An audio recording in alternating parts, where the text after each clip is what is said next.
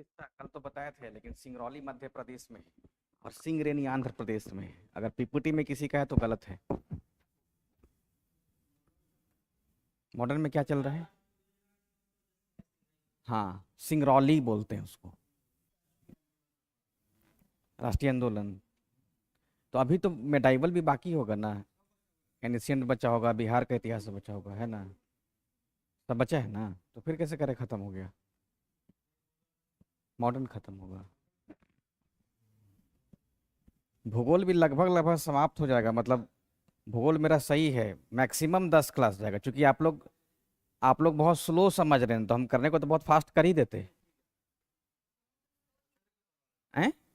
Slow सही है, क्योंकि आपको हम याद करवा दे रहे हैं, क्लास में याद करवा दे रहे हैं, इस कारण से इसका फायदा हो रहा है। हाँ, क्वेश्चन सारा याद हो जाएगा आप लोगों को। और भूगोल ना समझना मुश्किल है, इतना आसान नहीं है जितना इसमें कॉन्सेप्ट है।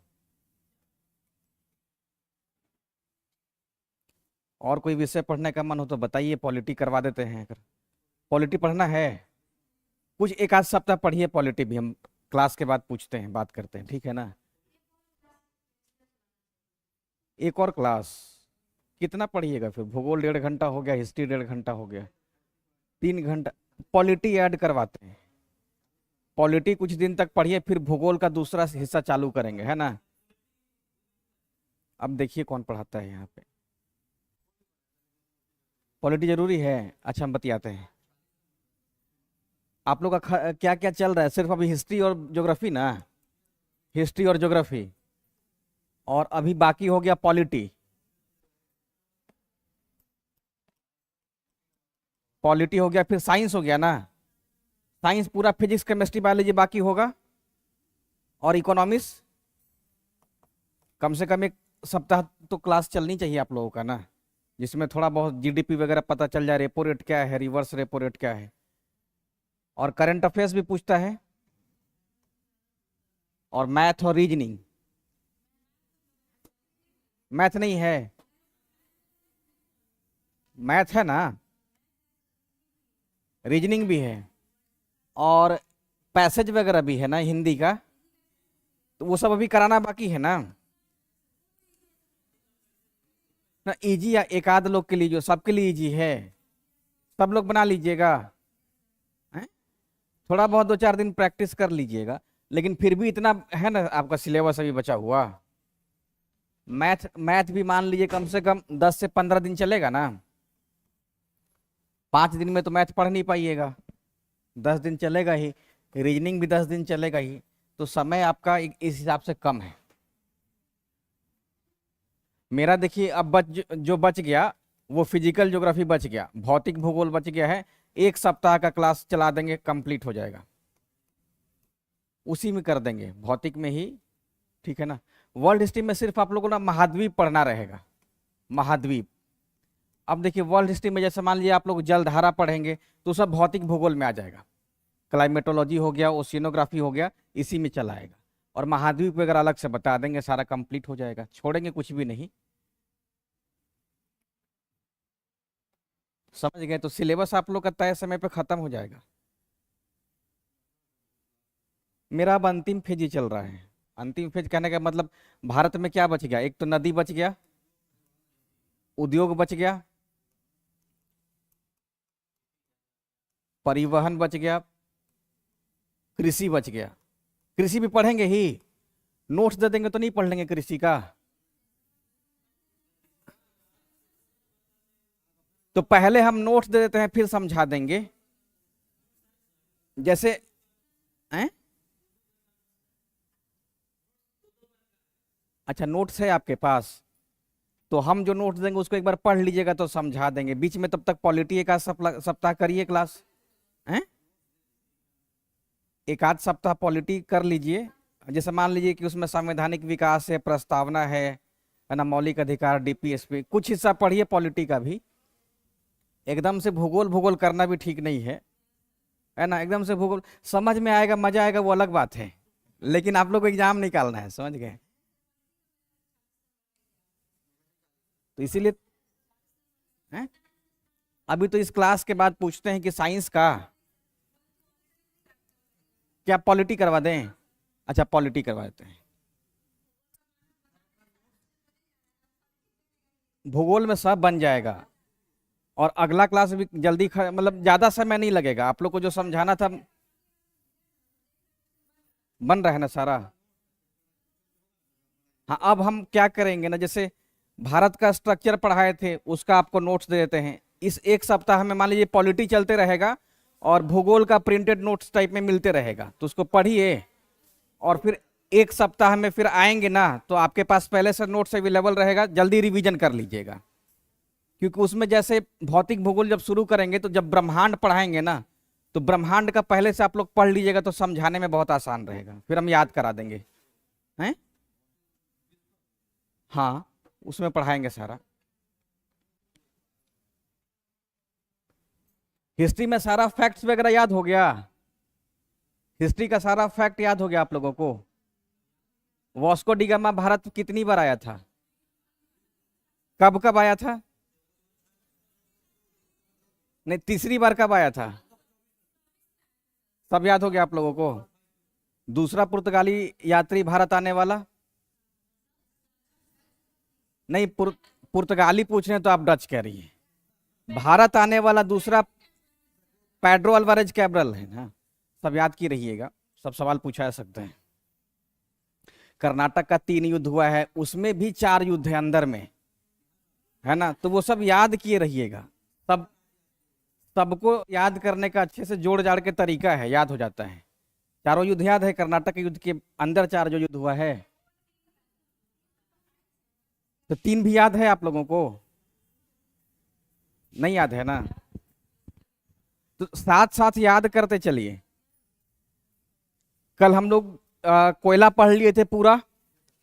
देखिए जो कोयला वाला एरिया है ना, जो कोयला वाला क्षेत्र है, मैक्सिमम क्षेत्र में देखेंगे तो खनिज तेलबीनी क्षेत्रों में दिखता मिलेगा, प्राकृतिक गैस और खनिज तेल। हाँ ये वाला ऑक्सफोर्ड एटलस का मैप है, अगर आपके पास ऑक्सफोर्ड है तो खोल लीजिएगा, ऑक्सफोर्ड का ही है। यहाँ पे पता नहीं कैसे ये हो जा रहा है, मतलब ब्लर हो जा रहा है। पेज नंबर देखिए ना कौन सा है जिसमें ये मिनरल्स फ्यूल्स दिया हुआ होगा, ऑक्सफोर्ड का जो एटलस है उसका निकालिए। यहाँ पे धुंधला आ गया है, ये फैलने लगा है। अब आप कलर से समझेंगे, जो तेल क्षेत्र है, खनिज तेल क्षेत्र है, पहला हो गया असम प्रदेश, पहला हो गया असम। दूसरा क्षेत्र हो जाता है गुजरात, दूसरा गुजरात, और गुजरात से नजदीक में है खंभात की खाड़ी, खंभात वाला। इसके अलावे ये देखिए मुंबई हाई दिखाई देगा, इसको ऑफशोर कहते हैं, तट से दूर, तो मुंबई हाई या बॉम्बे हाई कहते हैं, बॉम्बे हाई हो गया। और एक हो जाता है कृष्णा गोदावरी बेसिन, देखिए यहां लिखा है कृष्णा गोदावरी बेसिन, तो केजी बेसिन, कृष्णा और गोदावरी बेसिन। और एक कावेरी बेसिन में भी तेल का पता चला है, कावेरी बेसिन। तो ये सब जो मुख्य क्षेत्र है, कौन कौन सा क्षेत्र हो गया,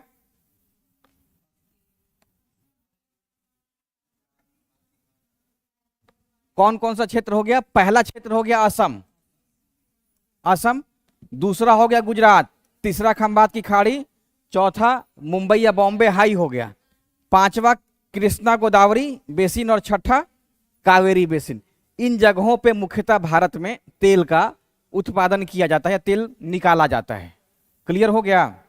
और उसमें भी 2 ज्यादा इंपॉर्टेंट रहेगा, ये वाला और ये वाला। अगर ये दोनों याद कर लीजिएगा तो फिर आपका समझिएगा सवाल बनने की स्थिति में रहेगी। वैसे हम बता सारा देंगे, है ना। तो ये पूरा मैप देखिएगा, ऑक्सफोर्ड में कोल फील्ड का है, ये गैस फील्ड का है, एक लंबा लाइन दिख रहा है, ये गैस पाइपलाइन है, पाइपलाइन है जो बिछाया गया है, तेल जिसमें से पहुंचाया जा रहा है, ये पाइपलाइन हो गया, है ना।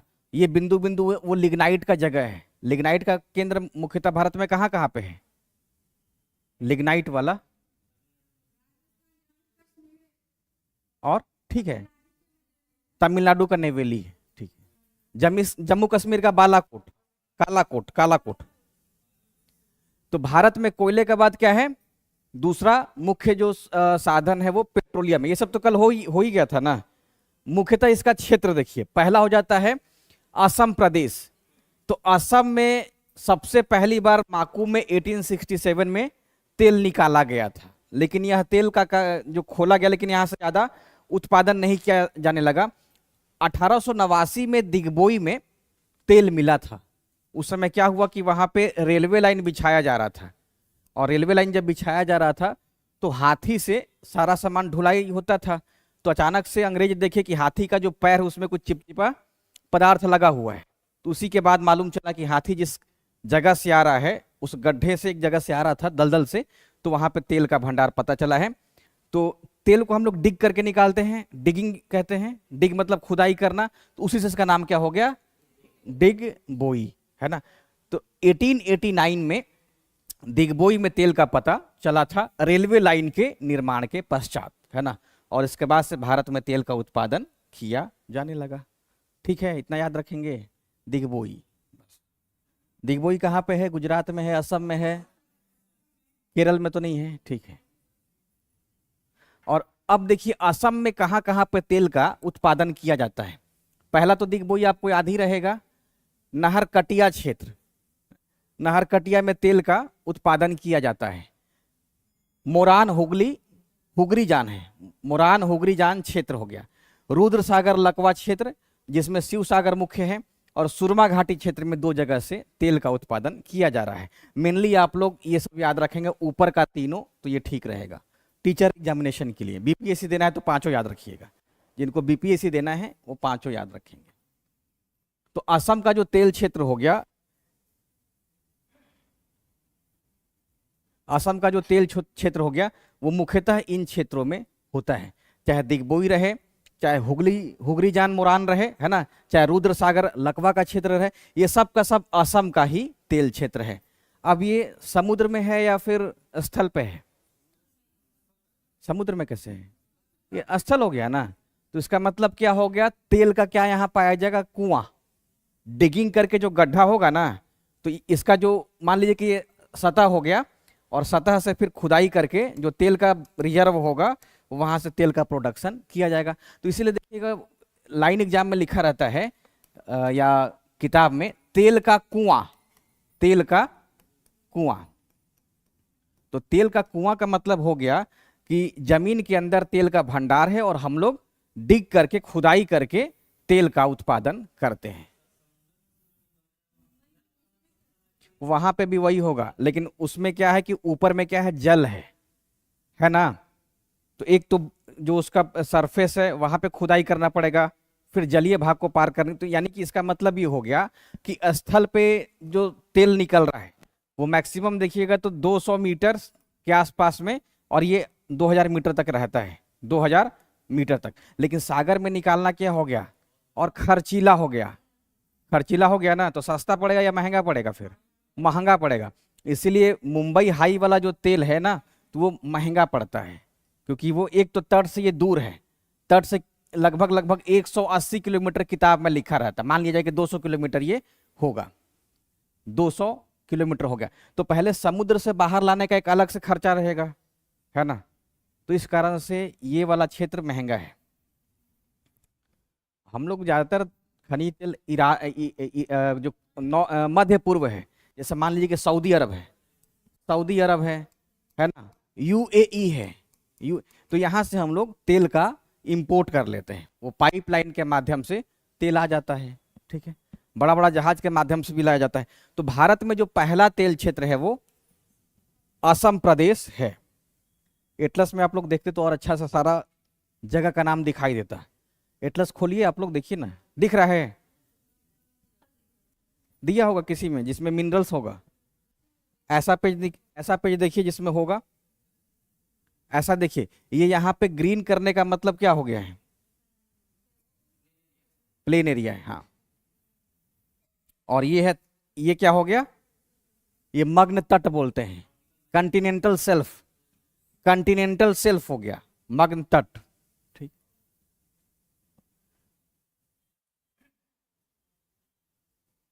तो असम में दिग्बोई हो गया, नाहरकटिया, मोरान, रुद्र सागर और सुरमा घाटी क्षेत्र, ये सब जगह तेल का उत्पादन किया जाता है। उत्तर पूर्व में कुछ और क्षेत्र हो गया, जिसमें अरुणाचल प्रदेश का एक निगरू हो गया, और दूसरा नागालैंड में बोरहोला क्षेत्र, यहाँ पे भी तेल का प्रोडक्शन किया जाता है। लेकिन मेनली आप लोग असम का याद रखेंगे। अब देखिए गुजरात वाला हो गया, जिस तरीके से असम वाला एग्जाम में पूछा जा सकता है ठीक वैसे ही गुजरात में। तो गुजरात में खंभात की खाड़ी से तेल का प्रोडक्शन होता है और ल्यूनेज तेल क्षेत्र है। इसके बाद कलोल हो गया, मेहसाना हो गया, अहमदाबाद में भी होता है, नवागांव हो गया, कोसांबा हो गया और सानंद क्षेत्र हो गया। ये सब क्षेत्र जो है तेल का ही केंद्र है। दूसरा जो क्षेत्र हो गया वो आप देखिए यहां पे हो गया, ये क्षेत्र हो गया। आप लोगों को देखिए कलोल दिख रहा है, एटलस में देखिए ऐसे नहीं दिखेगा। अब एटलस नहीं लाए तो फिर छूटेगा, इसमें मेरी क्या गलती है? भूगोल का क्लास चल रहा है और एटलस नहीं लेके आ रहे हैं। कलोल हो गया, उसके नीचे देखिए मेहसाना है, उसके नीचे अहमदाबाद हो गया, है ना। फिर नीचे देखिए कोयल दिख रहा होगा, उसके बाद देखिए तो ये अंकलेश्वर दिख रहा होगा। तो ये सब का सब जो क्षेत्र है भरूच और यहीं पे है, भरूच है। तो इन सब जगहों पे तेल का प्रोडक्शन होता है। और ये खाड़ी कौन सा है? ये वाला खंभात की खाड़ी है। तो इन सब जगहों पे तेल का प्रोडक्शन किया जाता है, ठीक है। तो आप इस बात को भी याद रखिएगा। मोटा मोटी ये क्षेत्र आप लोग अपने दिमाग में बैठा लीजिए। आप लोगों को तो मैप बनाना नहीं ना है, नहीं ना, ठीक है। क्या है?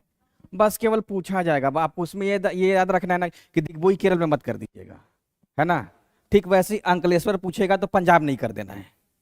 यानी कि एग्जाम में गए पंजाब में टिक लगा करके चले आए कि वहां पे तेल का प्रोडक्शन होता है, बस यही याद करना है। और है क्या इसमें? बिहार में तो तेल होता नहीं है, तो आपको याद क्या करना पड़ेगा? गुजरात वाला करना पड़ेगा, कलोल। कलोल अब इसके राज्य के आगे दे देगा, क से कोई राज्य दे देगा, कर्नाटक। क्या कर्नाटक में है? ऐसा ही कंफ्यूज करेगा। मेहसाना, इसमें या तो महाराष्ट्र दे देगा नहीं तो मध्य प्रदेश दे देगा इसके आगे, है ना। नवागांव याद रखेंगे कहां पे है? गुजरात में है ना। कोसांबा भी गुजरात में। तो ये सारा का सारा क्षेत्र आपको बस याद करना है, इसमें कुछ है नहीं, कोई ऐसा रॉकेट साइंस नहीं है कि इसको बहुत ज्यादा समझने की आवश्यकता है, बस नाम याद रखिएगा। कैसे हम लोग अपने बिहार का सब याद रखते हैं, शिवर हो गया, बाढ़ हो गया, मोतिहारी हो गया, ठीक वैसे ही आपको ये जगह का नाम याद रखना है। सानंद तो आपको याद रहता होगा, है ना। जैसे कोसांबा है, तो कोसांबा कहाँ पे है? गुजरात में तेल क्षेत्र है। और एक कौसाम्बी भी है। अब ऐसा ना लगे कि कौसाम्बी और कोसांबा दोनों एक ही जैसा है। कौसाम्बी कहाँ है? कौसाम्बी यूपी में है ना। एक हो गया पश्चिमी अपतटीय। अपतटीय का मतलब हो गया ऑफ शोर, ऑफ शोर यानी कि मग्न तट इसको बोलते हैं, मग्न तट यानी कि तट से थोड़ा दूर। तो लगभग आप देखिएगा यहां पे ऑफशोर का मतलब हो गया कि अब ये समुद्र में है। तो मुंबई से लगभग 200 किलोमीटर की दूरी पे है। 200 यानी कि यहां पे भी चट्टान कौन सा है? अवसादी चट्टान है, अवसादी चट्टान। देखिए जब आप लोगों को पढ़ाएंगे फिजिकल ज्योग्राफी तो उसमें जो महासागर है, जैसे ही महासागर पढ़ाना शुरू कर देंगे तो उसका जो सतह है, उसका जो सरफेस है, वो अधिकांश सरफेस क्या है? बैसाल्टिक चट्टानों से बना हुआ है, बैसाल्टिक चट्टानों से बना हुआ है। अब बैसाल्टिक चट्टान आग्नेयिक प्रकार इग्नियस रॉक हो गया, लेकिन खनिज तेल किस में मिल रहा है? अवसादी चट्टानों में। तो समुद्र का वो जगह जहां पे सेडिमेंट्री रॉक्स है, वहां पे तेल का भंडार मिलता है, क्योंकि तेल मिलता ही है सेडिमेंट्री रॉक में। तो महासागर का वो क्षेत्र जहां पे सेडिमेंट्री रॉक है, वहां पे तेल का भंडार हो सकता है। जैसे मुंबई हाई में पता लगाया गया, मिल गया, हो सकता है आगे आने वाले साल में कहीं और महासागर में तेल मिल जाए। तो तेल मिलने से पहले क्या पता लगाया जाएगा? वहां पे सेडिमेंट्री रॉक्स होना चाहिए, वहां पे अवसादी चट्टान होना चाहिए। क्योंकि समुद्र का जो रिसर्च होता है या इन्वेस्टिगेशन अन्वेषण जो भी होता है वो बहुत खर्चीला, बहुत महंगा, और अभी उतना तकनीक नहीं आया है। हम लोग महासागरों का भी दोहन कर ही नहीं पा रहे हैं। तो हो सकता है कि भविष्य में कभी इधर तेल मिल जाए, कहीं ना कहीं मिलेगा। हो सकता है बंगाल की खाड़ी में ही मिल जाए, लेकिन बंगाल की खाड़ी में मिलने से पहले ये पता लगाना होगा कि वहां पे सेडिमेंट्री रॉक है कि नहीं है। ऐसा ना हो कि आप लोग फिर रूपांतरित चट्टान में तेल, रूपांतरित में मत कीजिएगा, ठीक है ना, या इग्नियस में नहीं मिलेगा तेल। जब भी होगा तब अवसादी चट्टान में होगा। अब अवसादी चट्टान में वहीं पे मिलेगा जहां पे कुछ जीवावशेष दबे हो, जीवावशेष यानी कि फॉसिल्स वहां पे हो, जीवावशेष।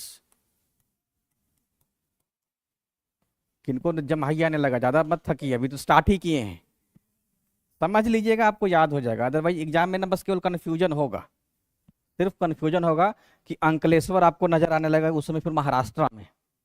अभी याद कर लीजिएगा, दोनों इंपॉर्टेंट रहा, असम और गुजरात। आगे बढ़े, याद हो गया सबको, आगे बढ़े, ठीक है। ल्यूनेज हो गया, ल्यूनेज हो गया ना।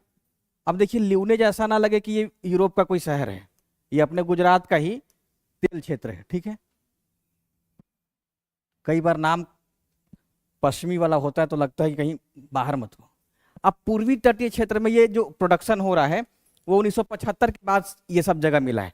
तो केजी बेसिन क्षेत्र देखिएगा न्यूज में खूब चर्चा में रहता है, इसका मतलब हो गया कृष्णा और गोदावरी और कावेरी बेसिन। तो भारत में पूर्वी तटीय क्षेत्र पे कृष्णा गोदावरी बेसिन में तेल का पता या पता चला है और यहाँ पर तेल का प्रोडक्शन हो रहा है। तो इन बातों को आप ध्यान रखिएगा। जैसे पश्चिमी तट पे क्या है कि मुंबई हाई मिल गया है, वैसे बंगाल की खाड़ी में अभी तेल का पता चला होगा लेकिन प्रोडक्शन नहीं किया जा रहा है, इस बात को आप याद रखेंगे। उसके बाद तेल निकालने वाली दो मुख्य कंपनियां हैं, एक है इंडियन ऑयल कॉरपोरेशन लिमिटेड।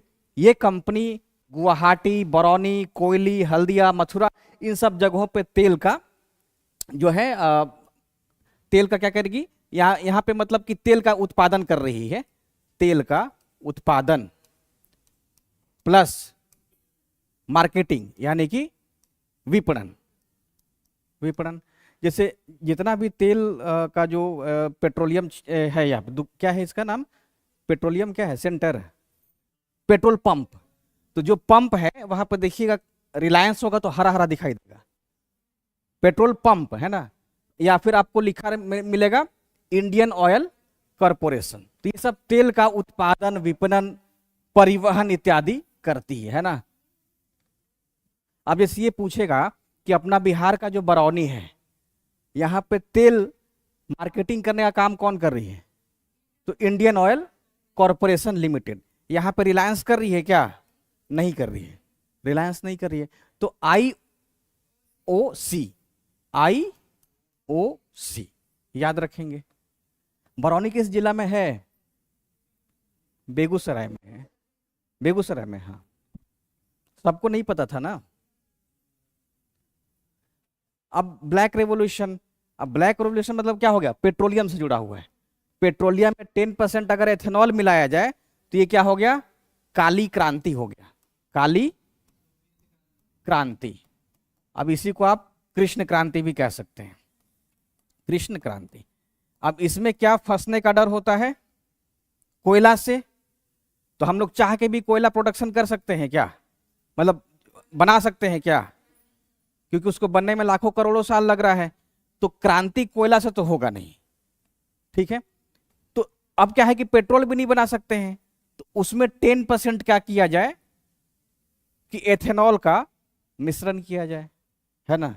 तो इस कारण से ब्लैक रिवॉल्यूशन इसका नाम दे दिया गया, ये सरकार का प्लानिंग था, है ना। अब जैसे मान लीजिए कि एथेनॉल है, तो एथेनॉल का प्रोडक्शन करने के लिए क्या गन्ना का उत्पादन किया जाएगा, गन्ना से होता है ना, जिससे भी हो तो होता है, गन्ना चाहिए इसके लिए।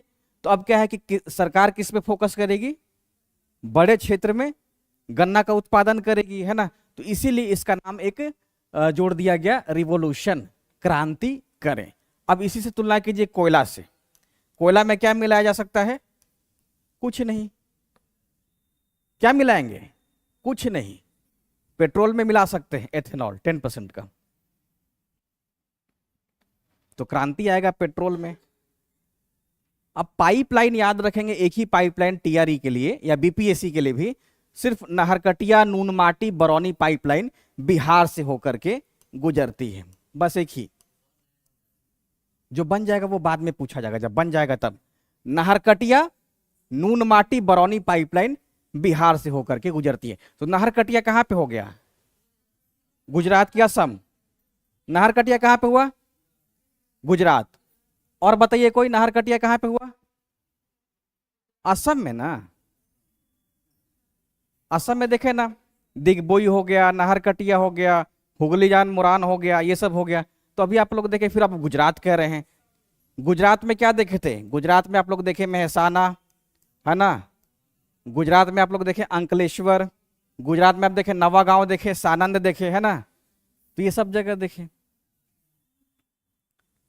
तो बिहार से एक पाइपलाइन गुजरती है जो असम के नाहरकटिया से बरौनी तक आती है।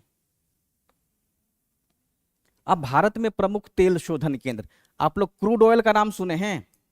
क्रूड ऑयल, तो जब तेल निकाला जाता है, हाँ कच्चा तेल, जब तेल निकाला जाता है तो उस तेल में कुछ अशुद्धियां होती है, इंप्योरिटी होती है, तो उस अशुद्धि वाले तेल को हम लोग कहते हैं क्रूड ऑयल,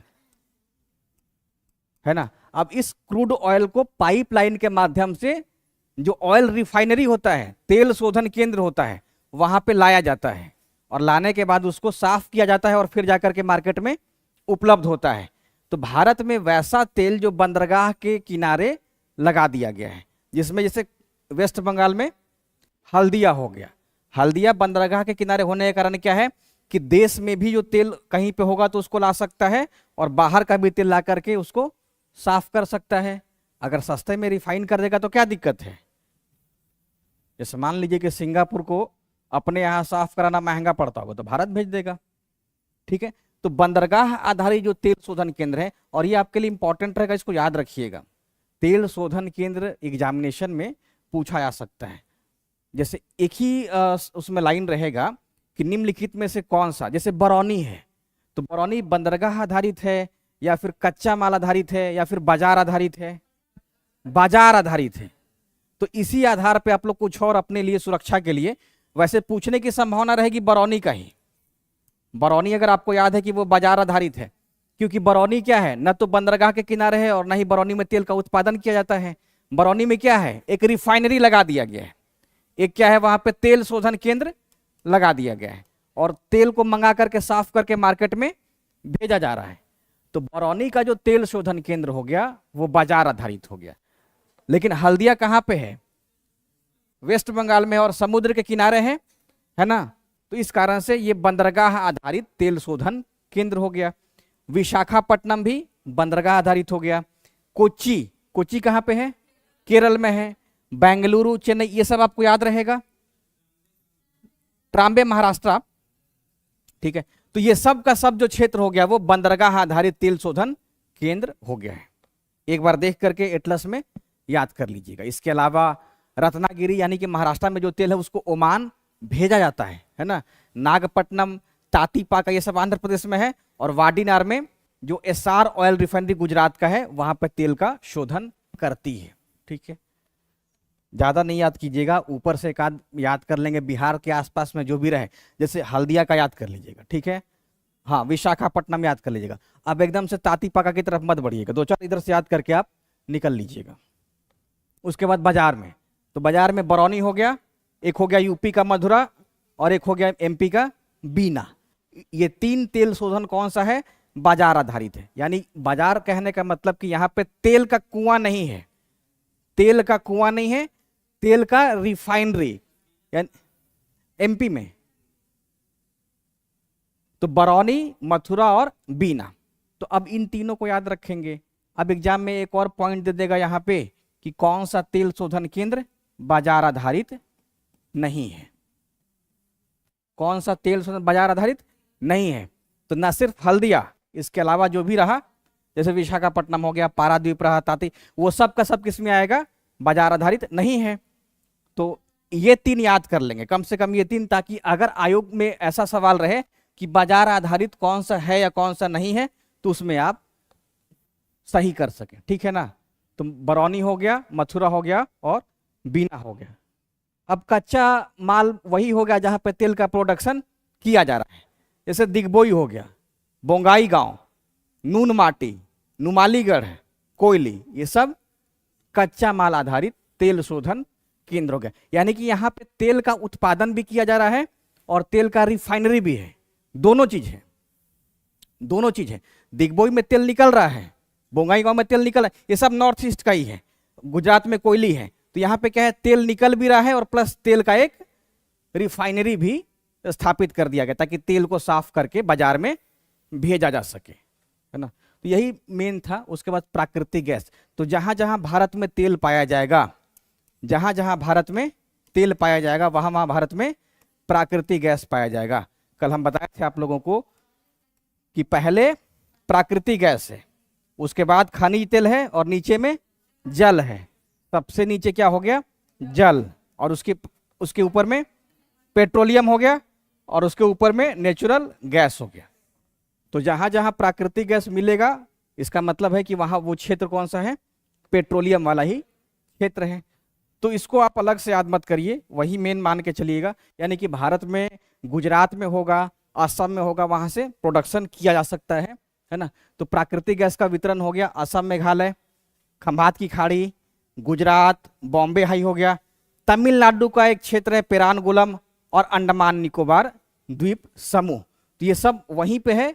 यानी कि जहां जहां पेट्रोलियम का उत्पादन किया जा रहा है वहां वहां प्राकृतिक गैस का भी वितरण है ना। तो इसको अलग से याद मत कीजिएगा, उसी को याद करके इसको उस पर फिट कर दीजिएगा, ठीक है। तो ये सब केंद्र अगर देखें तो कोल है, ये त्रिभुज वाला नेचुरल गैस हो गया, यानी कि वही केजी बेसिन हो गया, है ना, त्रिभुज का। राजस्थान में मतलब इस मैप में दिखा रहा है, वैसे ये सब पूरा का पूरा जो क्षेत्र है ये सब पेट्रोलियम और प्राकृतिक गैस का क्षेत्र है, ठीक है। तो जितना मैप देखिएगा उसमें डिफरेंट डिफरेंट टाइप में होगा। यानी असम मेघालय का जो क्षेत्र हो गया ये हो गया, गुजरात खंभात की खाड़ी हो गया, बॉम्बे हाई हो गया, केजी बेसिन हो गया और ये कावेरी बेसिन हो गया। ये सब जगह कौन सा है, नेचुरल गैस और पेट्रोलियम का क्षेत्र है, ठीक है। अब अगला चैप्टर शुरू करते हैं, रिवर ऑफ इंडिया या drainage system of India, Bharat की नदी प्रणाली। यहां तक कोई दिक्कत है, ठीक है, चैप्टर खत्म हो गया। कितना देर में रिवीजन कर लेंगे इसको, कितना देर में रिवीजन कर लेंगे, 5 मिनट, 1 घंटा कहां से लगेगा।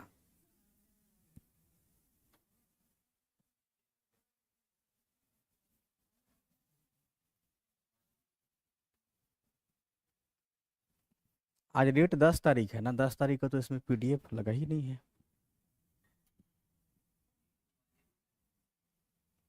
माजिद हुसैन मत पढ़िए, माजिद हुसैन से 6 सवाल 8 सवाल के लिए, और माजिद हुसैन देखिएगा पढ़ने के बाद सब समझ में आएगा। उसमें क्या रहेगा ना कि उसमें डाटा बहुत है, 1967 से यहाँ प्रोडक्ट, वो आपको याद ही नहीं करना है। यही चीज अगर बिहार का रहता तो आपको याद करना पड़ता, अदरवाइज वो सब। देखिए माजिद हुसैन की किताब यूपीएससी के लिए भी है ना, ऑल ओवर स्टेट पीसीएस के लिए भी है। तो आप उसमें घुस करके आप क्या कीजिएगा, अपना अतिरिक्त ज्ञान बढ़ाइएगा, लेकिन आपका ध्यान इतिहास पे कम हो जाएगा, साइंस पे कम हो जाएगा, है ना। करंट अफेयर्स आपको मालूम चले कुछ आ ही नहीं रहा है, तो सिर्फ भूगोल पढ़ने से थोड़े होगा। सबको बैलेंस, संतुलित करके चलिए, ये तो मालूम चलेगा कि आप भी बाद में क्या हो गए, टीचर ही हो गए हैं, टीचर ही हो गए हैं। गए थे सरकारी स्कूल की तैयारी करने के लिए और प्राइवेट में पढ़ना शुरू कर दिए। प्राइवेट का कोई काम खराब नहीं है, सब अच्छा है, प्राइवेट में पढ़ाइए।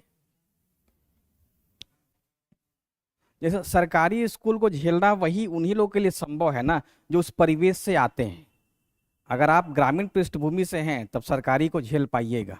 कॉन्वेंट स्कूल से एकदम से आए हैं और भेज दिया जाएगा आपको अररिया, छपरा, सिवान, तो टिकना मुश्किल है, क्योंकि बहुत ज़्यादा वहाँ गोलबंदी है अलग अलग इश्यूज पे लेकर के। किन्हीं का क्षेत्रवाद चल रहा है, किन्हीं का जातिवाद चल रहा है।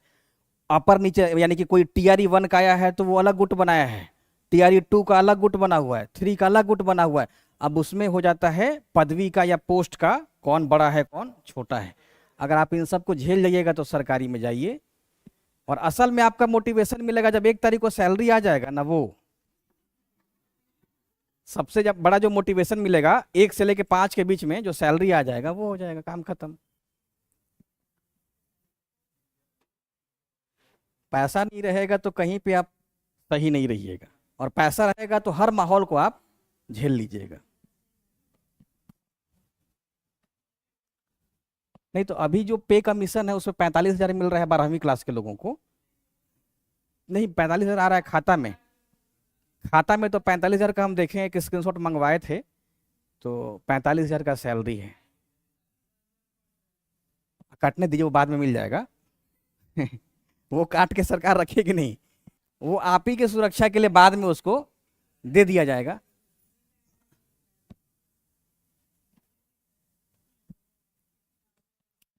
देखिए ये कौन सा पे कमीशन चल रहा है, 7th ना, 8th पे कमीशन जब आ जाएगा ना तो उसमें आप लोग का सैलरी से 70,000 पहुंच जाएगा, है ना, 70 पहुंच जाएगा। और फिर इसके बाद वाला, कांग्रेस की सरकार रहती तो पे कमीशन जल्दी बढ़ता है, हाँ 3% बढ़ भी जाएगा।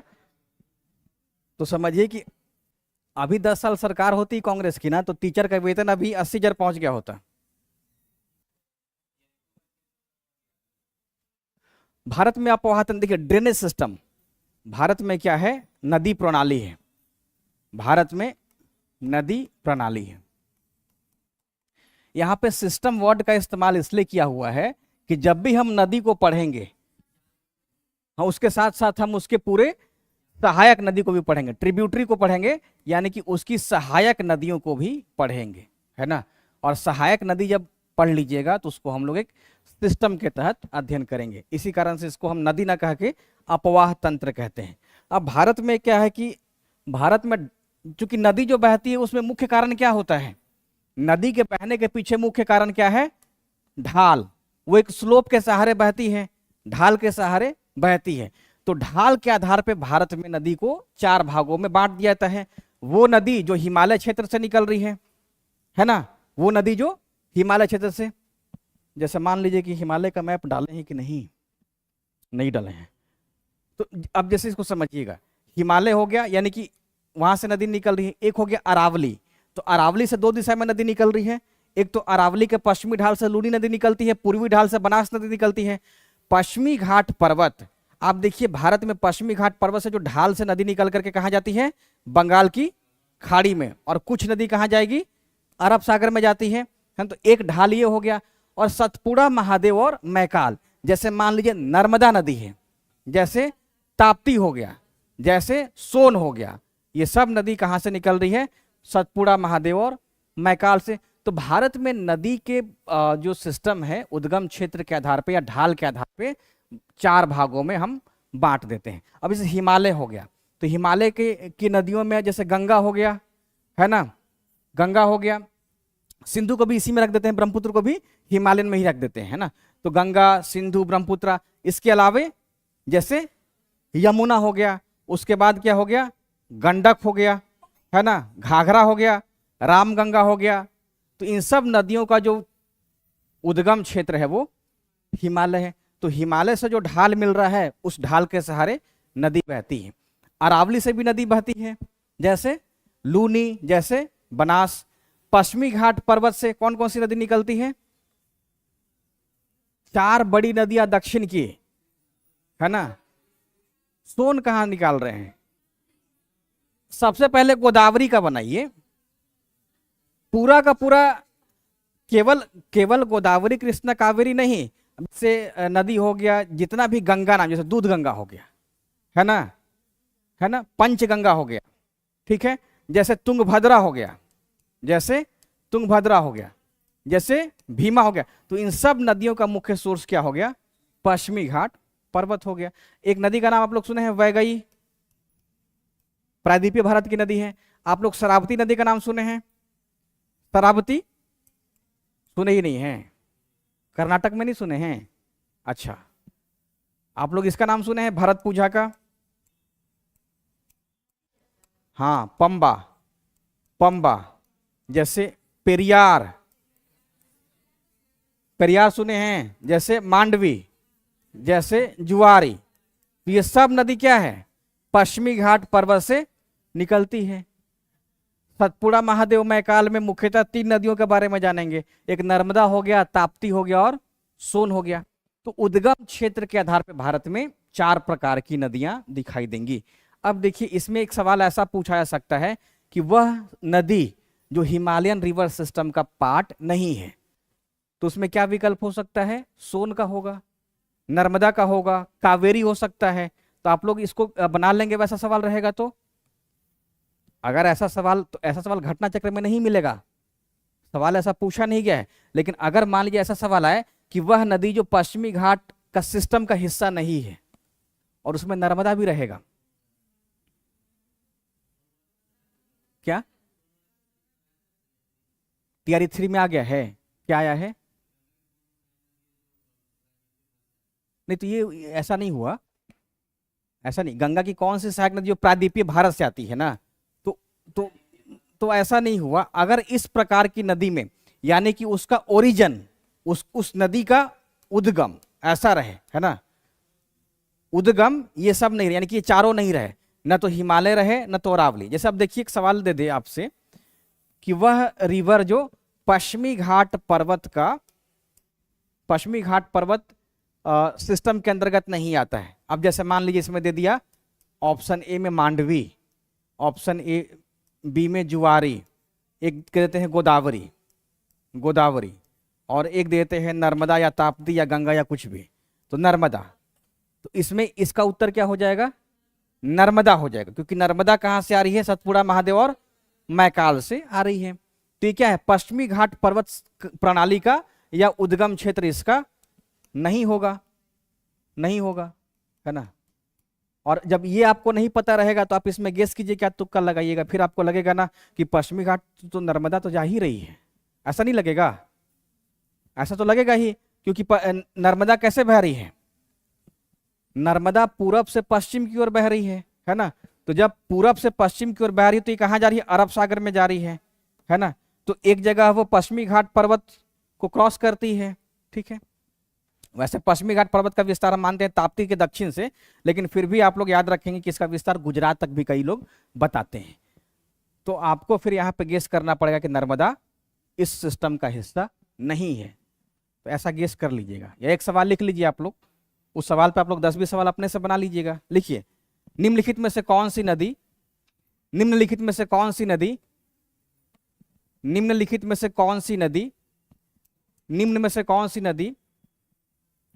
पश्चिमी घाट पर्वत ढाल सिस्टम का, पश्चिमी घाट पर्वत ढाल प्रणाली का, पश्चिमी घाट पर्वत ढाल प्रणाली का भाग नहीं है या हिस्सा नहीं है? पश्चिमी घाट पर्वत ढाल प्रणाली का हिस्सा नहीं है। ऑप्शन ए में लिखिए गोदावरी, ऑप्शन बी में कृष्णा, सी में मांडवी लिख दीजिए या मंडोवी, सी में मंडोवी, और डी में नर्मदा लिख दीजिए। सी में मंडोवी गोवा वाला, और डी में नर्मदा। ए में था गोदावरी, बी में कृष्णा, सी में मंडोवी और डी में नर्मदा। तो उत्तर क्या हो जाएगा इसका? नर्मदा। अब ऐसा करके आप लोग अपने से 10 गो सवाल बना लीजिएगा। वो नदी जो हिमालयन का हिस्सा नहीं है या है, वो जो अरावली का नहीं है या है, बन जाएगा, अपने से बन जाएगा ना सवाल, ठीक है। और नहीं भी बनेगा तो एग्जाम में आप अपने अंदाज पे, समझ के आधार पे लगा दीजिएगा। आपका डी छूटा रह गया, नर्मदा। सी में था मंडोवी, इसके ऊपर में था कृष्णा, अब मिला लीजिएगा, इसके ऊपर में गोदावरी था, है ना। बी, सी और डी, ए में था गोदावरी। हो गया। ये सवाल लिख लेने से ना, आप जब रिवीजन कीजिएगा तो आपके दिमाग में ये बात चला जाएगा कि एक बार ढाल को देख लेना है। अब आते हैं हम पूरे के पूरे सिस्टम पे ही आ जाते हैं, सिंधु नदी पे।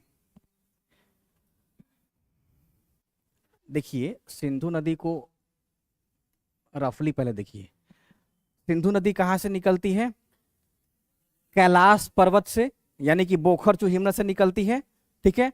निकलने के बाद इसका सबसे पहले डायरेक्शन देखिए, किस दिशा में बह रही है? उत्तर पश्चिम।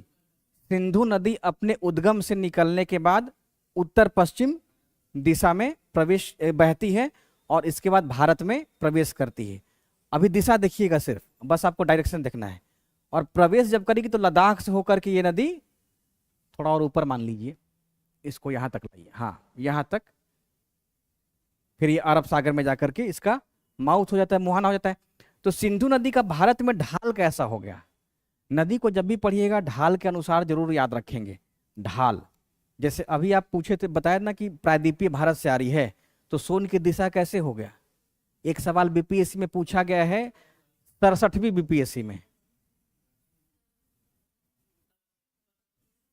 सोन की दिशा दक्षिण से उत्तर हो गया ना, सोन से दक्षिण से क्या हो गया? उत्तर की तरफ। अब एक सवाल उसमें आया था कि गंगा की कौन सी सहायक नदी दक्षिण की तरफ से आती है, तो सोन हो गया, है ना। और भी दे देगा कि दक्षिण से उत्तर की तरफ बहती है, तो सोन ही हो गया। तो ढाल या दिशा आप जरूर देखेंगे। कोई नदी बह रही है, इसका मतलब कि वहां पे स्लोप कैसा है, वहां पे स्लोप ही वैसा है। यहाँ पे जो कैलाश पर्वत होगा ना, तो उसका ढाल ऐसे ही है, तभी उस ढाल का अनुसरण करते हुए नदी बह रही है। अगर उसका ढाल इधर की तरफ रहता, भारत की तरफ, तो सिंधु नदी ऐसे बहती। ठीक है, तो जब भी कोई नदी बहती है वो ढाल का ही अनुसरण, ढाल को फॉलो करते हुए बहेगी। और ढाल को फॉलो करती है, इसका मतलब सिंधु नदी की भारत में दिशा कैसे हो गई? दक्षिण पूर्व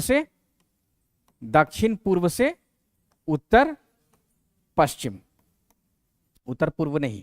जैसे मान लीजिए कि ये हम कह दें, ये हो गया ईस्ट, ये वेस्ट हो गया, ये नॉर्थ हो गया, ये साउथ हो गया। अब नदी बह रही है कैसे? ऐसे। तो ये कौन सा हो गया? साउथ ईस्ट, यानी कि दक्षिण पूर्व से नॉर्थ वेस्ट, उत्तर पश्चिम। तो सिंधु नदी की दिशा कैसे होगी भारत में? दक्षिण पूर्व से उत्तर पश्चिम। तो उसमें ऑप्शन रह सकता है उत्तर पश्चिम का। क्लियर हो गया? एक सवाल बन जाएगा यहां से ढाल पे। सिर्फ यही नहीं, सारा नर्मदा हो, ताप्ती हो, गोदावरी हो, एक सवाल से बन जाएगा आप लोगों का। जैसे नर्मदा की दिशा कैसी है? पूरब से पश्चिम। अब जैसे एक सवाल रहे कि भारत की कौन सी नदी पूरब से पश्चिम दिशा की ओर बह रही है? अब उसमें विकल्प रहेगा ऑप्शन ए का, एक का रहेगा नर्मदा का, है ना। उसके बाद देखिए, नर्मदा पहले नहीं देगा, पूरब से पश्चिम में 3 नदी पहले देगा। कौन कौन सा? गोदावरी देगा, गोदावरी, कृष्णा, कावेरी। और उसके बाद डी में दे देगा, डी में दे देगा ये नाम, जुआरी का दे देगा, क्योंकि नर्मदा बहुत आसान है। तो इसका मतलब हो गया जुआरी। चाहे नर्मदा हो, ताप्ती हो, मांडवी हो, जुआरी हो, शरावती हो, भरतपूजा, पंबा और पेरियार, ये सब नदी कैसे बह रही है? पूरब से पश्चिम की तरफ सारी की सारी नदी बहती है। तो ढाल के आधार पे एक सवाल आप लोग यहां से याद कर लेंगे। ठीक है,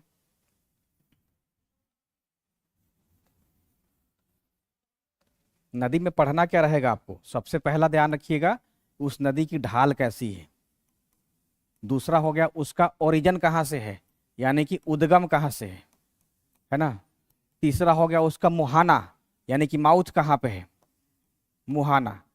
कुछ नदियों का लंबाई याद रखेंगे, कुछ नदियों का, खास करके वो नदी जिसका जो लंबाई एनसीईआरटी में दिया हो, तो उस नदी की लंबाई जरूर याद रखेंगे। उसके बाद क्या रखेंगे? उसकी ट्रिब्यूटरी, उसकी सहायक नदियों का नाम, है ना। इसके अलावे अगर हम देखें तो उस नदी पे अगर कोई शहर है, तो उस शहर के बारे में भी आपको याद रखना है। इसके अलावा कुछ और हिस्सा होगा तो उसको हम लोग बाद में देख लेंगे। जैसे परियोजना कुछ हो जाता है ना, तो कुछ अन्य पॉइंट भी देखेंगे, लेकिन ये सब बेसिक चीज है। हाँ, डैम भी देख लेंगे, क्या दिक्कत है ना। तो ये सब अन्य में चला आएगा। अब जैसे बिहार में क्या है, कोसी और मेची नदी को जोड़ने के लिए इस बजट में प्रावधान किया गया है कि कोसी को किस नदी से जोड़ा जाएगा? मेची को। कोसी और मेची को जोड़ने की बात की जा रही है। तो मेची किस नदी की सहायक नदी है? मेची महानंदा की है। ठीक है, मेची महानंदा की है। अब मेची को किससे जोड़ने की बात की जा रही है? कोसी से, कोसी मेची। तो कोसी से अब देखिए यहां पे क्या आ जाएगा, अन्य में आ जाएगा क्या, करंट अफेयर्स का भी पॉइंट जुड़ जाएगा कि कोसी नदी को किस नदी से जोड़ने की बात की जा रही है, या ये नदी किस नदी की सहायक नदी है। तो ये सब करंट अफेयर्स में जुड़ जाएगा। तो नदी के संबंध में ये सब पॉइंट आपको याद रखना। इसी बार के बजट में तो प्रावधान किया गया, केंद्र के बजट में, बिहार नहीं, केंद्रीय बजट में बात की गई है कि कोसी और मेची को जोड़ा जाए। जब हम 67वीं बीपीएससी का पढ़ा रहे थे, जब 67 बीपीएससी पढ़ा रहे थे ना, तो उस टाइम भी चल रहा था कोसी और मेची को जोड़ने की, वो बिहार सरकार चला रही थी, लेकिन वहां के लोग विरोध कर दिए कि नदी को जोड़ने से हमारा पूरा का पूरा भौगोलिक एरिया प्रभावित होगा। तो विरोध के कारण जो बिहार सरकार थी उसको रद्द कर दी थी, रद्द कर दी थी। लेकिन अब फिर केंद्र की सरकार कोसी और मेची को जोड़ना चाहती है। अब नदी को जोड़ा जाएगा तो कहीं पे पानी तो जा रहा है, लेकिन कहीं पे पानी की कमी होगी ना, तो जहां पे उसका नुकसान होगा वहां के लोग विरोध करेंगे, है ना। लेकिन सरकार क्या देखेगी कि अगर जोड़ देने से कोई बड़ा भौगोलिक हिस्सा लाभ मिल रहा है तो सरकार यही काम करेगी। तो नदी के संबंध में ये सब पॉइंट आप लोग याद रखिएगा। आप लोग ढाल वाला हिस्सा छोड़ देते होंगे, ढाल छोड़ देते हैं, उद्गम मुहाना सहायक नदी पढ़ के रह, लेकिन ढाल भी याद रखेंगे। नए प्रकार के जो प्रश्न है ढाल से पूछे जा सकते हैं। अब सिंधु नदी को देखिए, मुख्यतः जो इसका पॉइंट है कि ये बोखरचू नामक ग्लेशियल से निकलती है। कोई भी नदी निकलती है, कोई भी नदी कहीं से उद्गम होती है तो उसका हो सकता है कि जो ओरिजिन हो क्या हो, ग्लेशियल हो, वो हिमनद हो।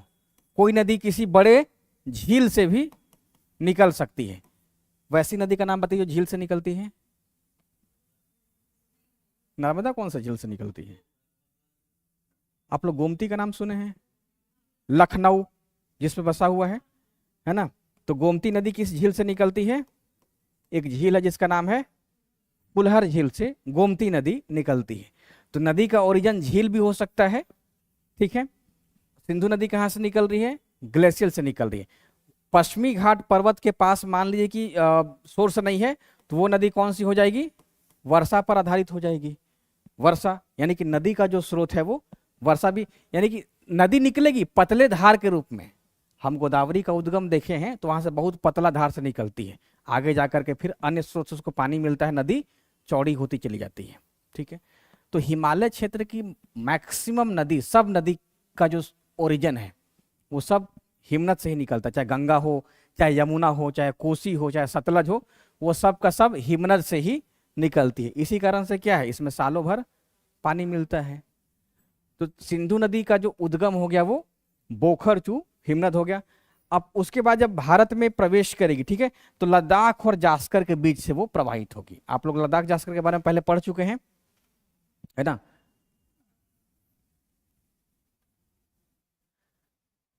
काराकोरम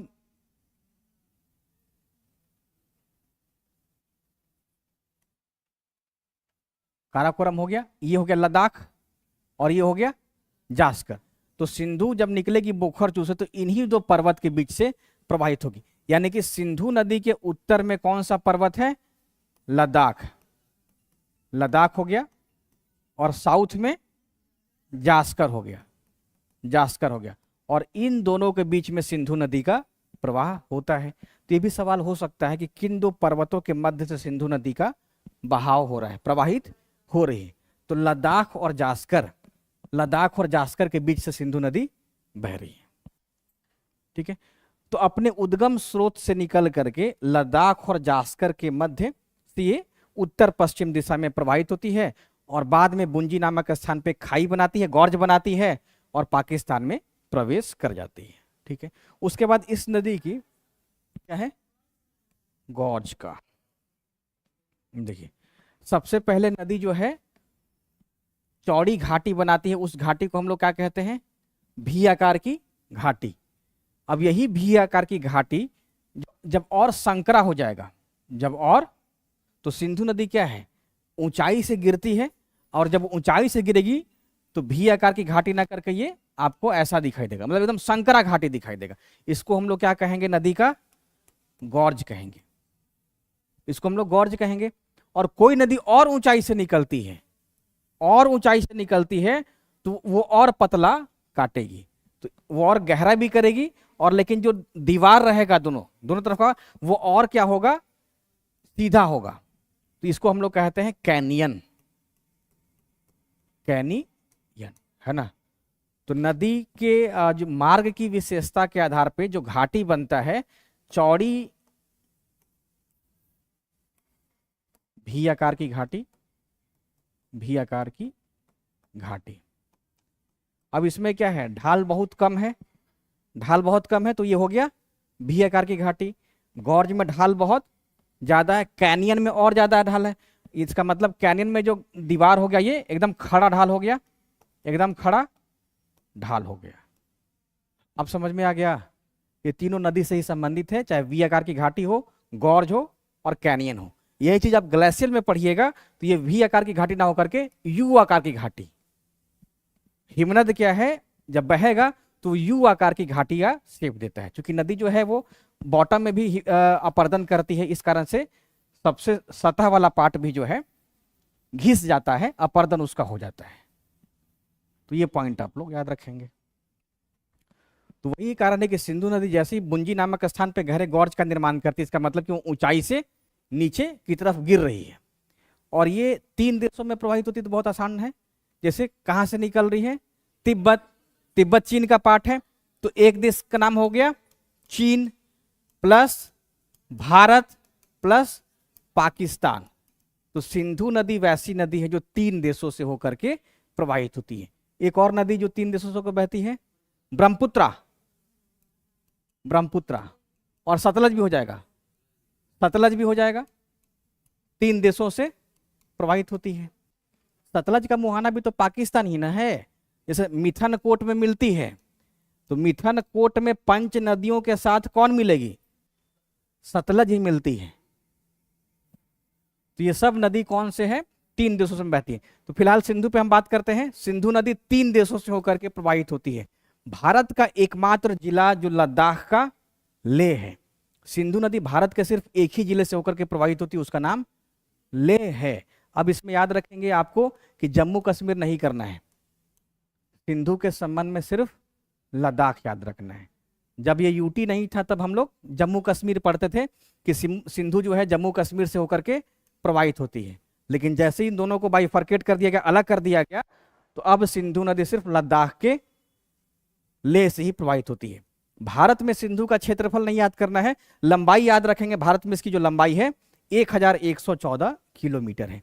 इसकी टोटल लंबाई यानी कि बोखरचू हिमनद से लेकर के अरब सागर तक इसकी जो कुल लंबाई है वो 2880 किलोमीटर है। 2880 किलोमीटर की कुल लंबाई हो गया। भारत में लंबाई इसका 1114 किलोमीटर है ना। और सिंधु नदी को तिब्बत में हम लोग एक नाम से जानते हैं जिसका नाम है सिंगी खंबान। ये इसलिए लिखा हुआ है क्योंकि ये एनसीईआरटी में लिखा हुआ है। अगर एनसीईआरटी में है तो आपको याद कर लेना है। देखिए एनसीईआरटी जब आप लोग ओपन कीजिएगा पढ़िएगा ना, तो उसमें लिखा है कि इस नदी को तिब्बत में सिंगी खंबान के नाम से जाना जाता है। एनसीईआरटी में ये दिया है ना, तो उसको आप लोग याद कर लीजिएगा। अब दिया है तो याद करना ही पड़ेगा, मन करे तो छोड़ सकते हैं लेकिन याद कर लीजिएगा, ठीक है। क्यों छोड़ना है जब एनसीईआरटी में दिया है तो। एक जो आप लोग का सवाल था ना, क्या सवाल था वो वाला कि भारत में पहली सूती वस्त्र का, वो देखिए एनसीईआरटी में दिया हुआ था। हाँ, एनसीईआरटी में एक ब्लॉक बनाया हुआ है, उस ब्लॉक में एकदम पहला ही लाइन था कि भारत में प्रथम सूती वस्त्र का कारखाना खोला गया था, है ना। कुछ ऐसा सवाल था आप लोगों का, मेरे दिमाग से वो टच कर रहा था जब हम पढ़ रहे थे, तो वो एनसीईआरटी का लाइन उठा दिया गया है, हूबहू लाइन, कहीं भी उसमें चेंज नहीं किया है। लाइन बाय लाइन पूछ रही आयोग, तो एनसीईआरटी को अपने ग्रिप में रखना है। इन्हीं के एनसीईआरटी को छोड़ करके माजिद हुसैन पढ़ रहे हैं, तो माजिद हुसैन में तो नहीं दिया हुआ है, माजिद हुसैन में सिंगी खंबान का नाम नहीं दिया हुआ है, तो आपको याद करना है एनसीईआरटी के अनुसार। सिंधु की सहायक नदी कौन सी हो गई है, एक तो सतलज और उसकी सहायक नदी के साथ मिलेगी ही, लेकिन हिमालयन क्षेत्र में जो भारत में मिल जा रही है, एक श्योक हो गया, गिलगिट हो गया, जास्कर हो गया। आप लोग ऑक्सफोर्ड निकालिए, ऑक्सफोर्ड में देखिए सिंधु का ऐसे दिया हुआ है ऑक्सफोर्ड। अब उसमें देखेंगे आप लोग तो दक्षिण की तरफ से, यानी कि भारत जो है ना, दक्षिण की तरफ देखिए जास्कर मिलता दिखाई देगा, है जास्कर। और उत्तर में देखिए 2 नदी दिखाई देगा, एक श्योक हो जाएगा और एक गिलगिट, ये गिलगिट हो गया और एक श्योक हो गया। 2 नदी यानी कि श्योक और गिलगिट, ये एनसीईआरटी में है। तो श्योक और गिलगिट सिंधु नदी के किस किनारे से मिलती है, दाहिने किनारे, दाहिने तरफ से मिलती है ना। और लेफ्ट वार्ड जो हो गया ये जास्कर हो गया, ये बाएं तट पे या बाएं किनारे से मिलती है, ठीक है। दायां बायां हम लोग अपने से कर लेंगे एटलस देख करके। हाँ, तो सिंधु नदी की सहायक नदी श्योक, गिलगिट, जास्कर, और इसमें भी 2 जो नदी होगी श्योक और गिलगिट, ये दाहिनी किनारे पे मिलती है और बाएं किनारे पे जास्कर है। और इसके बाद तो वो नदी कहाँ पाकिस्तान में प्रवेश कर गई। तो पाकिस्तान में जब जाएगी तो पाकिस्तान में भारत से सतलज सारी नदियों के जल को लेकर के जाएगी, ठीक है ना। सतलज में चेनाब मिलेगी, है ना, चेनाब में झेलम मिल जाएगा, चेनाब में रावी मिल जाएगा, है ना। तो इस तरीके से आगे आपको बताएंगे। तो सारी नदियों का जल कौन लेके जाएगी? सतलज। सतलज। किताब में तो लिखा रहता है कि पांचों नदी कहाँ पे है? पाकिस्तान में जाके मिलती है, मिथन कोट में मिलता है, लेकिन व्यास तो भारत में ही मिल जाती है। सतलज में भारत में मिल जाता है, पाकिस्तान गई कहाँ?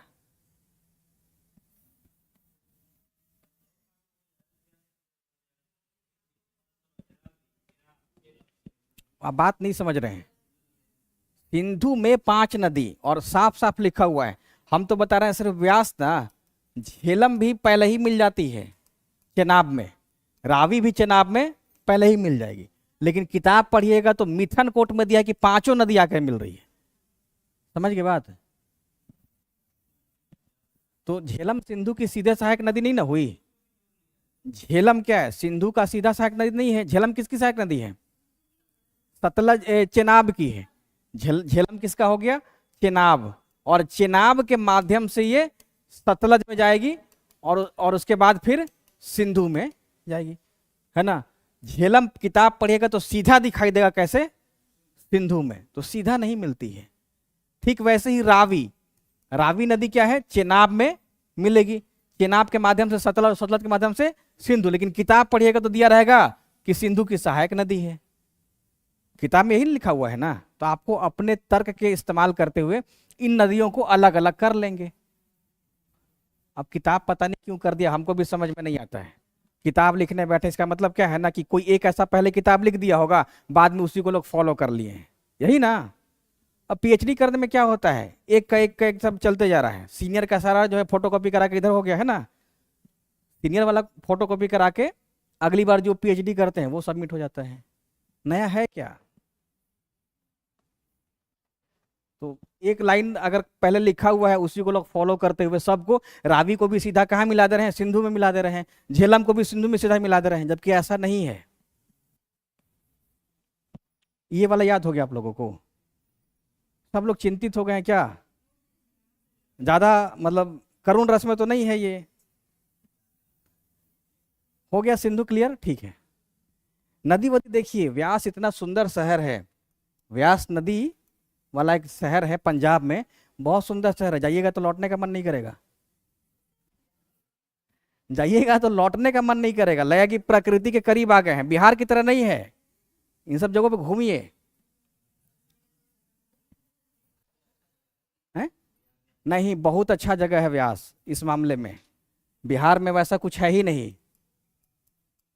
मतलब देखिए, अगर हम जबरदस्ती का तारीफ करेंगे तो बढ़ ही नहीं पाएगा स्टेट, स्टेट ना ग्रो ही नहीं करेगा। झूठ मूठ का तारीफ कर देंगे, पटना बहुत है, मालूम चला कि पटना में आके फंसे हैं, ऑटो हिल ही नहीं रहा है कहीं से आगे। हाँ, थोड़ा सा कबाड़ा है ये सही मायने में, इसको और अच्छा करना पड़ेगा। मतलब गांव भी है और बेतरतीब जैसा है। खास करके बेली रोड को अगर छोड़ दीजिएगा और उधर बढ़िएगा कंकड़ बाग की तरफ या राजेंद्र नगर की तरफ, तो पटना बहुत अजीब तरीके से दिखाई देगा। इसका मतलब ये होगा कि जो अधिकारी, मतलब जैसे मान लीजिए पटना में क्या है, नगर निगम को भी तो दिया गया है, नगर निगम को। अब नगर निगम का काम क्या है कि तारामंडल के आसपास 1 किलोमीटर तक सफाई रखती है, और जैसे ही उधर गए मालूम चला कि सड़क पे पूरा कूड़ा फेंका हुआ है। तो पटना का टाउन प्लानिंग भी सही नहीं है, और इसमें क्या होता है कि यहाँ के लोग एडजस्ट कर लेते हैं। सबसे बुरा कारण यही है, एडजस्ट कर लेते हैं। एडजस्ट नहीं करना है, इसका विरोध करना है। सब पैसा तो फिर अधिकारी खा ही रहे हैं ना, सारा पैसा उनके पॉकेट में चल, सरकार तो पैसा दे ही रही है, लेकिन वो पैसा खा ले रहे हैं लोग। जो खाए मतलब, तो मेन क्या है ना कि संतुष्टि, संतुष्टि। टीचर हैं, बन गए हैं, नौकरी लग गई, अब संतुष्ट हो गए, बाकी नगर निगम से कोई मतलब नहीं है, यहाँ के कोई मुद्दा से कोई मतलब नहीं है। बाकी जगहों पे है मतलब, जो है क्या गांव में, वो और अस्थायी रूप से वहां पे तो मालूम चला है कि घर के आगे अगर नाला बह रहा है तो भी साफ नहीं कराते हैं। गांव में अगर घर के आगे नाला बह रहा है तो उनको कोई मतलब ही नहीं है। अब मालूम चला कि केंद्र का पैसा आ रहा है स्टेट में, स्टेट का पैसा गांव जा रहा है, वो भले बीच रास्ते में हड़प लिया गया है।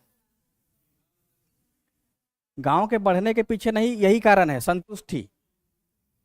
जहां जहां के लोग, जैसे गुजरात है, गुजरात तभी आगे बढ़ा है जब वहां के लोग ऐसा चाहे हैं, वहां के ब्यूरोक्रेसी चाहिए कि यहाँ पे इंडस्ट्री लगाया जाए, उसका डेवलपमेंट किया जाए। क्या है?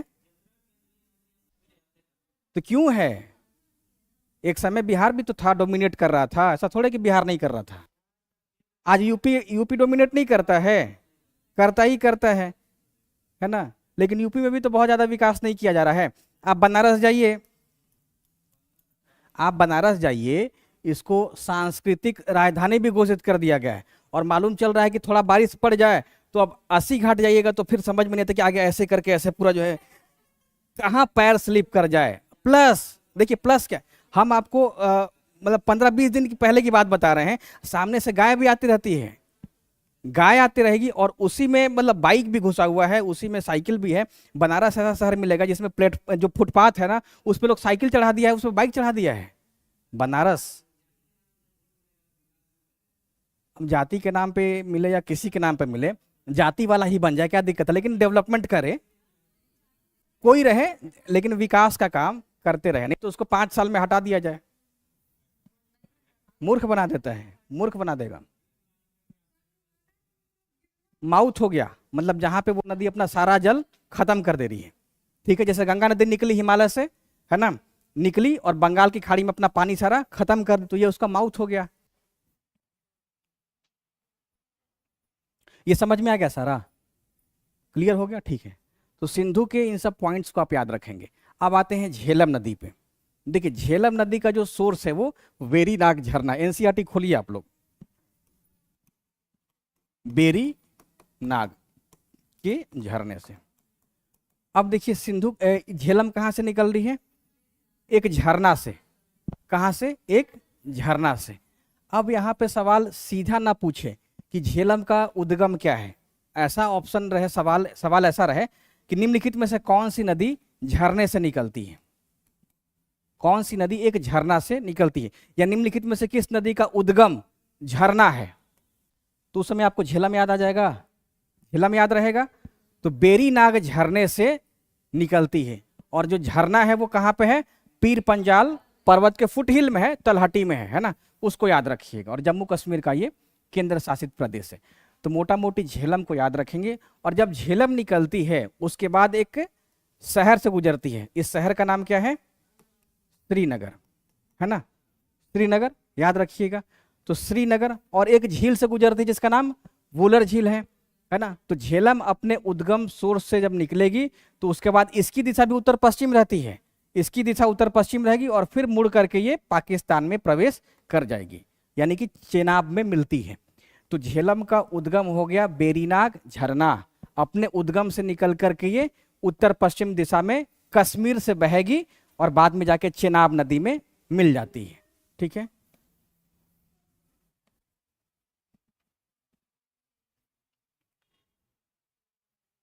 झेलम दिख रहा है यहाँ पे, ये भी वैसा ही बहेगी जैसे सिंधु नदी बह रही है। देखिए, अब झेलम निकली बेरीनाग झरने से, यहाँ पे श्रीनगर दिख रहा है, श्रीनगर दिख रहा है ना। ठीक है, तो बेरीनाग झरना से उत्तर पश्चिम दिशा में बहती है और फिर ये नदी चेनाब में मिल जाती है। ठीक वैसा ही दिशा कैसा है? सिंधु का भी वैसा ही दिशा है, तो उत्तर पश्चिम दिशा की तरफ बहती है। ये पॉइंट भी आप लोग याद रखेंगे। और उसके बाद जब ये निकलती है तो एक झील है वुलर झील, और शहर कौन सा है? श्रीनगर, वहां से बहेगी और फिर बाद में मुड़ जाती है। एक नदी इसकी सहायक नदी है जो चर्चा में रहती है, कौन सा नदी है यहाँ पे? किशन गंगा। एक नदी बहुत इंपॉर्टेंट रहेगा, किशन गंगा, है ना। ये सवाल आ सकता है कि किशन गंगा किस नदी की सहायक नदी है? किशन गंगा किस नदी की, मतलब गंगा पे बहुत सारा सहायक नदी आएगा। जैसे मान लीजिए कि राम गंगा है, राम गंगा, और आगे बताएंगे आप लोगों को, तो उसमें दूध गंगा आएगा, उसमें दूध गंगा आएगा। एक और नदी का नाम रहेगा पंच गंगा। तो गंगा पे बहुत सारी ऐसी नदियों का नाम रहेगा, लेकिन ये सब गंगा की सहायक नदी नहीं है। एक है राम गंगा है, लेकिन बाकी बहुत सारी ऐसी गंगा नदी है जिसके नाम क्या अलग अलग टर्म लगा हुआ है, वो सब गंगा की सहायक नदी नहीं है। तो इन सब नदियों की चर्चा चलेगी। तो पहली गंगा आप लोग जो पढ़ें उसका नाम क्या है? किशन गंगा। तो झेलम की सहायक नदी है किशन गंगा। ठीक है, इसका लेंथ याद नहीं रखेंगे, लेंथ कोई खास जरूरी नहीं है, 725 किलोमीटर के आसपास में है। इसकी कुछ सहायक नदी है जिसमें एक नदी है किशन गंगा, इस बात को आप याद रखिएगा। ठीक है, उसके अलावा बहुत कुछ ज्यादा इंपॉर्टेंट नहीं है पॉइंट। चेनाब नदी में यह मिल जाती है। ठीक है, बाकी डैम वैम को हम लोग बाद में देख लेंगे। तो इतना पॉइंट याद हो गया झेलम का। क्या क्या याद कर लिए आप लोग?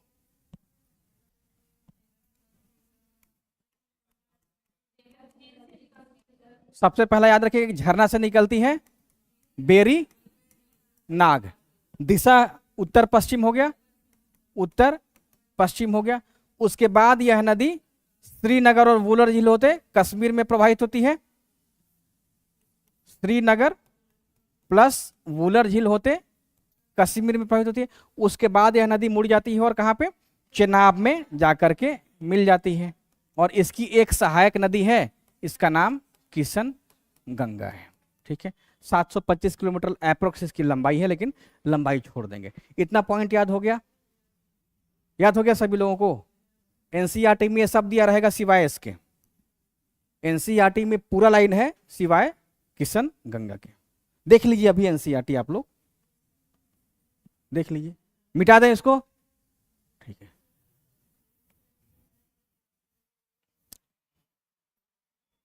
झेलम के बाद देखिए हम लोग पढ़ते हैं चेनाब।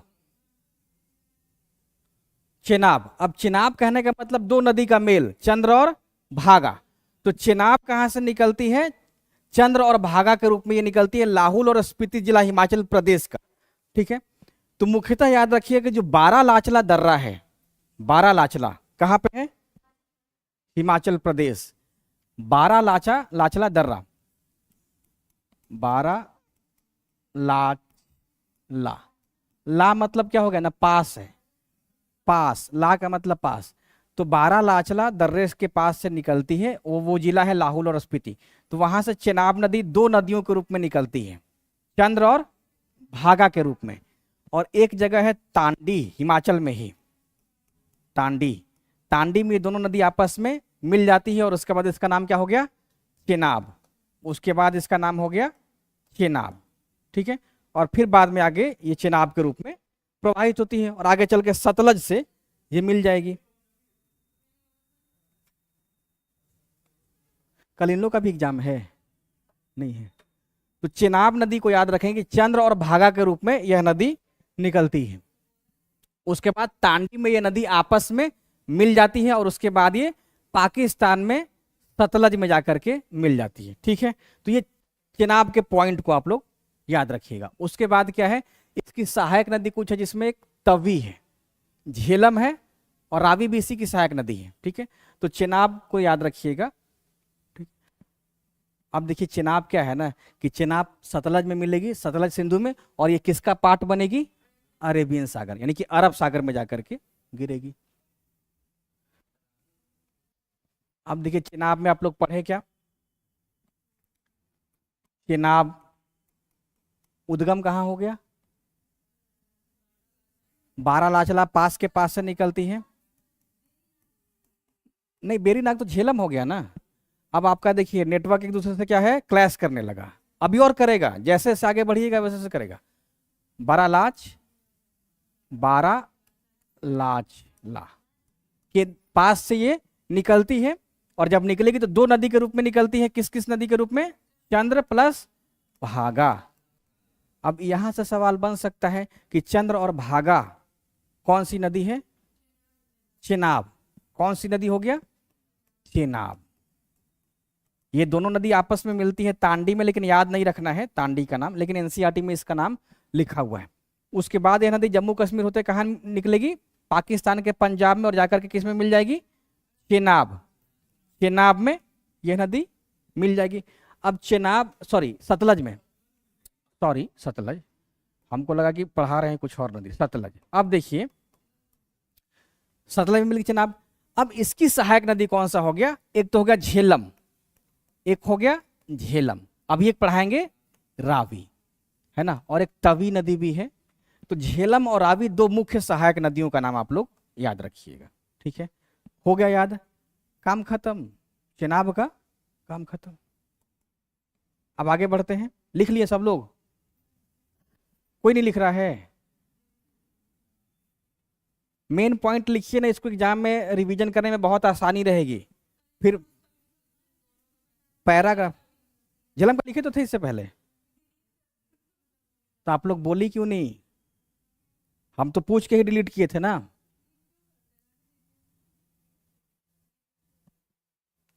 रहने देंगे तो कंपटीशन आपके लिए और तगड़ा रहेगा कि इसके बाद जो प्रिंट जाएगा ना वो और भी लोग लिखेंगे। लिखिए झेलम का क्या लिखना था? नहीं मिटाया नहीं है? ओहो, अभी है, ये लिखा हुआ है अभी, ये है, हम अभी झेलम का लिख देते हैं। ये नदी कहाँ से निकलती है? बेरीनाग के झरने से, बेरीनाग से, और निकलने के बाद उत्तर पश्चिम इसकी दिशा रहती है। ठीक है, कौन कौन सा लिखना है? श्रीनगर और वुलर झील। ठीक है, उसके बाद यह नदी किस में मिल जाएगी? चेनाब में, चेनाब में मिल जाएगी। और इसकी एक सहायक नदी है किशन गंगा। ये पॉइंट याद हो गया इतना?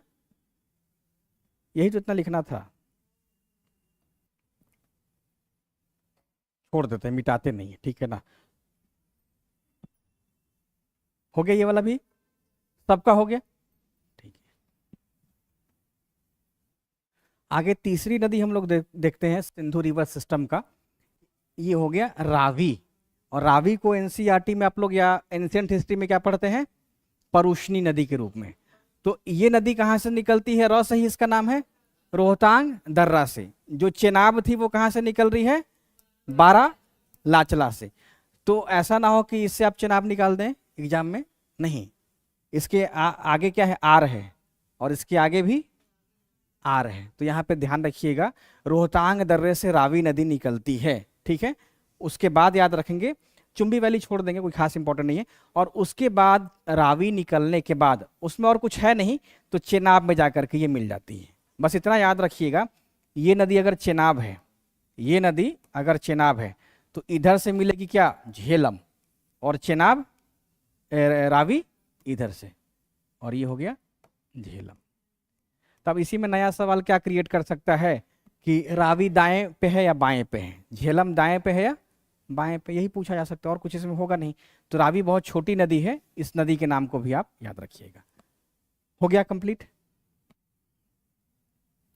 रावी को देखेंगे आप लोग, रावी दिख रहा है ब्लू वाला? रावी दिख रहा यानी कि रोहतांग दर्रे से निकलती है ना, रोहतांग दर्रे से निकलती है, उसके बाद जम्मू कश्मीर में बहती ये नदी चेनाब में मिल जाती है।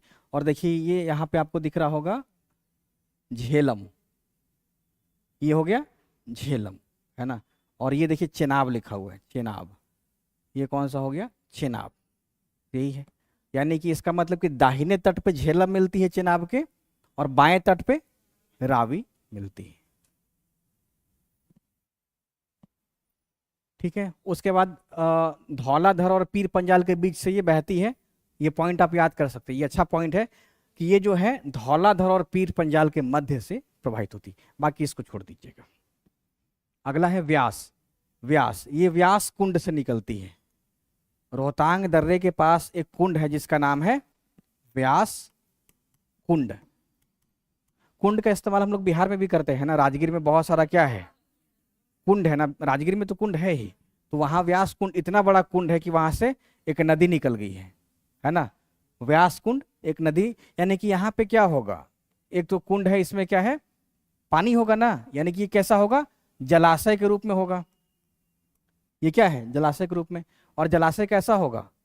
मेल्टिंग, यानी पिघला हुआ, यानी कि बर्फ का ही होगा हिस्सा, बर्फ। अब जब जब बर्फ पिघलते रहेगा, व्यास नदी को भी पानी की आपूर्ति होते रहेगी, है ना। तो व्यास कुंड से निकलने वाली नदी का नाम व्यास है। और उसके बाद व्यास क्या है? हरीके के पास सतलज नदी में मिल जाती है। हरीके एक जगह है पंजाब में, हरीके, हरीके क्या है? एक जगह है कहाँ पे? पंजाब में। तो हरीके के पास यह सतलज नदी में मिल जाती है। व्यास कुंड से निकलती है और सतलज में मिल जाती है। छोटी नदी है, बहुत छोटी नदी है। व्यास दिख रहा है आप लोगों को? व्यास कुंड से निकल करके पंजाब में हरिके के पास सतलज नदी से मिल जाती है। आपको सतलज ये दिख रहा होगा, ये वाला, ये सतलज नदी है। और सतलज नदी कहाँ से निकलती है? राकसताल यानी कि कैलाश से। ये सिंधु नदी हो गया। ये कौन सा है? सिंधु नदी। ऑक्सफोर्ड वाला ही तो फोटो है ये, ऐसा ही ऑक्सफोर्ड में दिया है, ठीक है ना। तो व्यास नदी के बारे में आप याद रखिएगा। अब आगे आते हैं हम लोग सतलज में। इतना ही दिया है पॉइंट एनसीईआरटी में।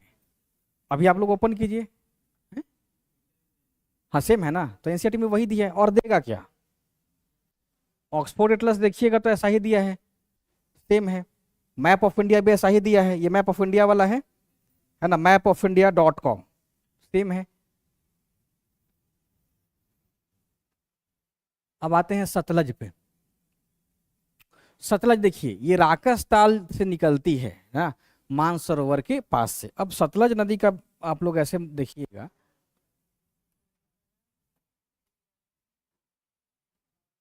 देखिए सतलज नदी निकलती है तो सतलज का दिशा कैसा हो गया?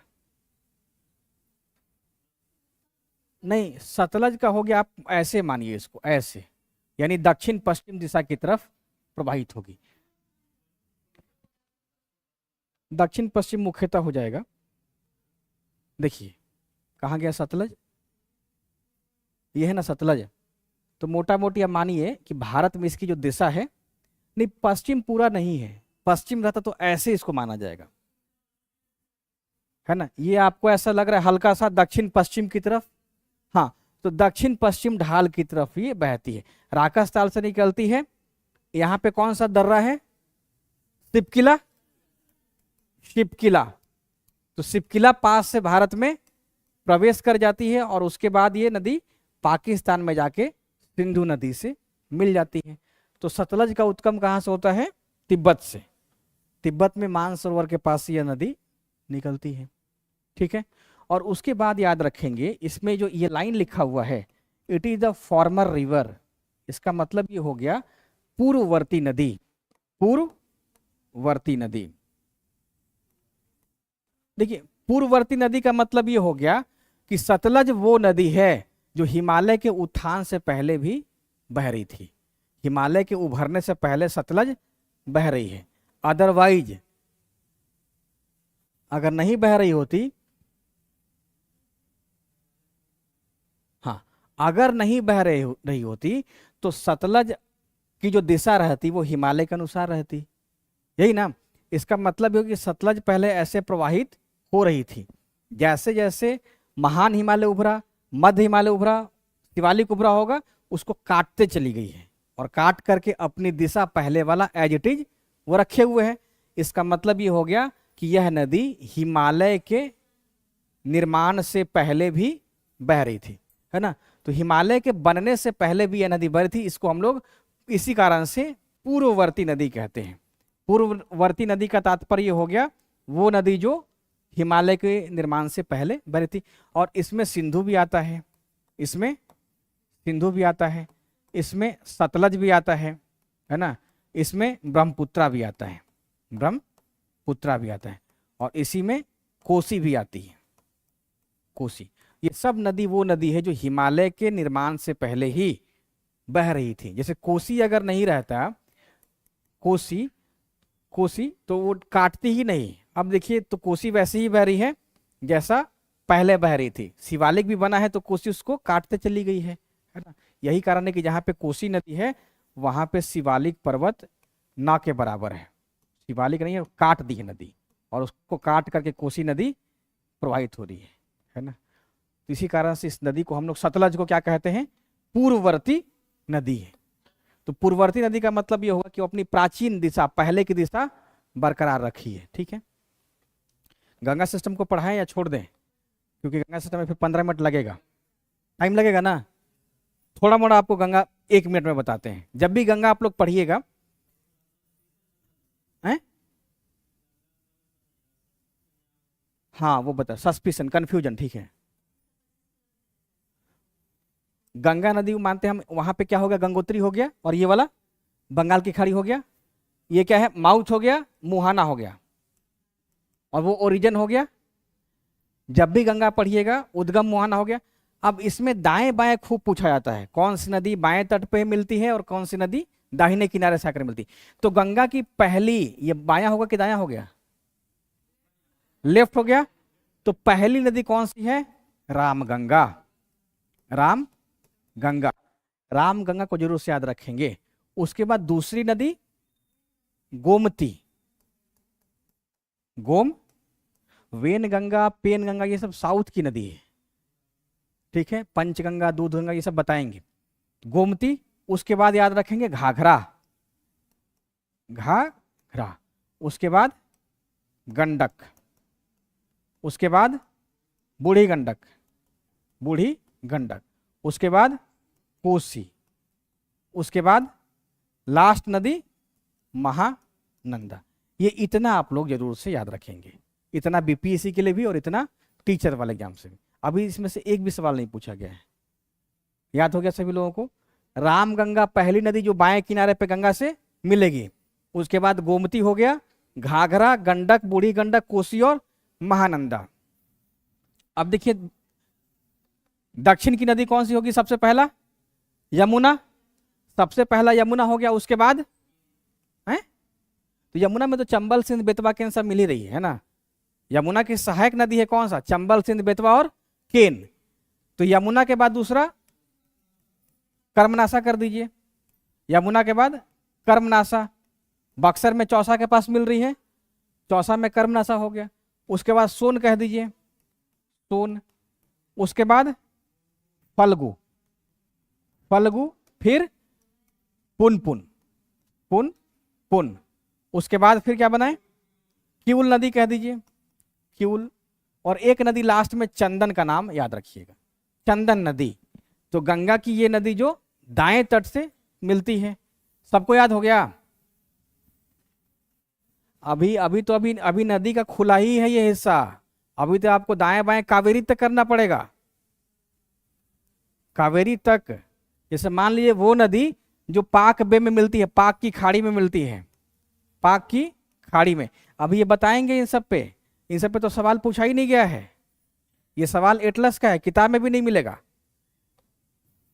तो नदी में और दिमाग खोलिए। नदी में क्या है, अभी आप लोग क्या कर रहे थे, सिंधु नदी देखे, सिंधु। उसके बाद कौन सा देखे, दाएं बाएं वाला, चेनाब। उसके बाद मुख्यतः चेनाब देखे थे, वैसे झेलम भी नहीं, झेलम छोड़ दीजिए, चेनाब, ठीक है। उसके बाद आप लोग क्या देखे थे दाएं बाएं में, अभी हम गंगा है ना। सतलज पे सिर्फ चेनाब जाती है, मिल जाती है। दाएं बाएं कहने का मतलब वो पूछा जा सकता है एग्जाम में अलग से सवाल। अब जैसे किशन गंगा मिलती है झेलम के दाहिने तट पे, तो वो इंपॉर्टेंट नहीं रहेगा, सवाल जहां से बनेगा वो ज्यादा इंपॉर्टेंट है। तो सिंधु का दाएं बाएं पूछा जा सकता है, उसके बाद चेनाब का पूछा जा सकता है। क्यों, दो महत्वपूर्ण नदी झेलम और रावी इस पे मिलती है ना, झेलम और रावी मिलती है, इस कारण से चेनाब का जिक्र होगा। सतलज में वैसा कुछ नहीं पूछा जाएगा कि दाएं से मिलती है व्यास नदी या बाएं से, वो नहीं पूछा। लेकिन गंगा बाद में सबसे इंपॉर्टेंट नदी रहेगी। ना उतना नहीं जाएगी, पहले इन सब से होके गुजर ले, समझ गए। सवाल बनाने का भी एक पैटर्न होता है ना, एकदम से वो हिस्सा नहीं पकड़ेगी जहां पे, पहले इतना से गुजर जाने दीजिए, है ना। तो गंगा फिलहाल आपको कल हम शुरू करेंगे, रामगंगा से लेकर के हम महानंदा तक पढ़ेंगे, ठीक है ना। Thank you.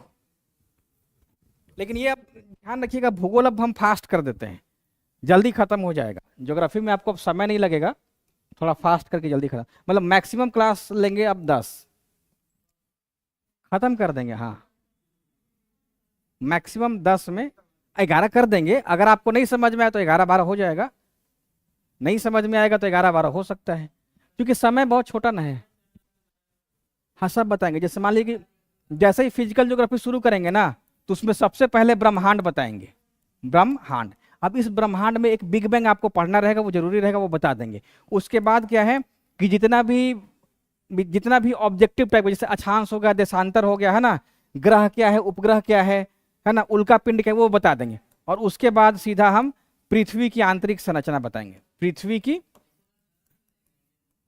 दर्रा का दर्रा बता देंगे। अच्छा ठीक है, चलिए तो 11 क्लास कर देंगे, कोई बात नहीं है। 11-12 क्लास करके खत्म कर देंगे। जो आपको लगेगा हमको टॉपिक बता दीजिएगा, ठीक है ना। तो पृथ्वी की आंतरिक संरचना जब बताएंगे तो उसमें एक अच्छा टॉपिक कवर क्या हो जाएगा, भूकंप का, इसी में भूकंप का, और इसी में ज्वालामुखी। तो ये सब टॉपिक हम कवर करा देंगे। इतना जब कर लीजिएगा तो उसके बाद फिर हम आगे बढ़ते हैं। उसके बाद सब ये सब समझने वाला है, इसमें उतना फैक्ट नहीं मिलेगा, इसमें सिर्फ समझना रहेगा। कुछ फैक्ट मिलेगा, जैसे भूकंप में पढ़ाएंगे तो पी तरंग, एस तरंग और एल तरंग बताएंगे, तो इसकी गति कितनी है, इसकी गति कितनी है, ये सब याद करना पड़ेगा। बाकी मैक्सिमम समझना पड़ेगा, ठीक है ना। अब ऐसे भूकंप पढ़ाएंगे, एपी सेंटर का नाम आपको याद रखना पड़ेगा, फोकस का नाम आपको याद करना पड़ेगा, ये सब याद करना पड़ेगा, ठीक है। लेकिन भूगोल हमको लगता है कि आप लोग समझ लीजिएगा अच्छे से और बना लीजिए, इसमें दिक्कत नहीं। दिक्कत होगा तो फिर आप ही नहीं